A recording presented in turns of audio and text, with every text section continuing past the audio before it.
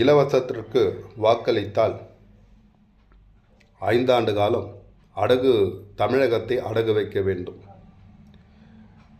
அரசியல்வாதியிடம் மக்களாகிய நீங்கள் 5 ஆண்டுக்கு அடமானம் வைத்துவிட்டால் அந்த அரசியல்வாதிகள், ஆட்சிக்கு வரும் அரசியல்வாதிகள் தமிழகத்தை 5 ஆண்டுக்கு உலக வங்கியிடம் அடமானம் வைத்து விடுவார்கள்.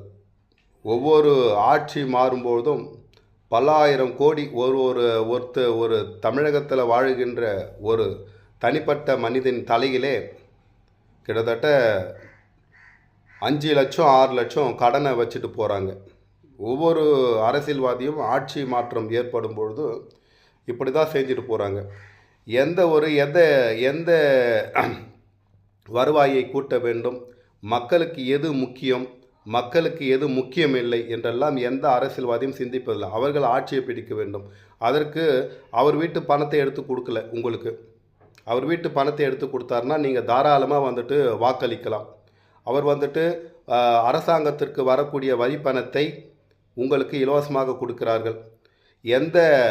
இலவசமாக கொடுத்துவிட்டு தொழில் வரியை ஏற்றுகிறார்கள், நில வரியை ஏற்றுகிறார்கள், கரண்ட்டு மின் கட்டணத்தை உயர்த்துகிறார்கள், பஸ் கட்டணத்தை உயர்த்துகிறார்கள், அதேபோல் செல்போன் சேவை வரியை, அஞ்சல் தொழில் வரியை ஏற்றுகிறார்கள். பல்வேறு நிலைகளில் என்னென்ன வரிகள்லாம் இருக்கிறதோ அத்தனை வரிகளை ஏற்றுக்கிறார். அதுபோல் அது மட்டும் அல்லாமல் இந்த ஆட்டோக்களுக்கு, ஷேர் ஆட்டோக்களுக்கு கேஸ் போடுறது, 2 வீலருக்கு கேஸ் போடுறது, அதே போல் கனரக வாகனங்கள், அதாவது இந்த மக்களுக்கு அத்தியாவசியம் ஏற்றி வரக்கூடிய லாரிகள், இது மாதிரிலாம் எல்லாத்தையும் மேலே கேஸ் போட்டுட்டு அந்த பணத்தை இப்படி பறிக்கிறாங்க, இந்த பணத்தை இப்படி பறிக்கிறாங்க. இதெல்லாம் மக்கள் சிந்திக்க வேண்டும்.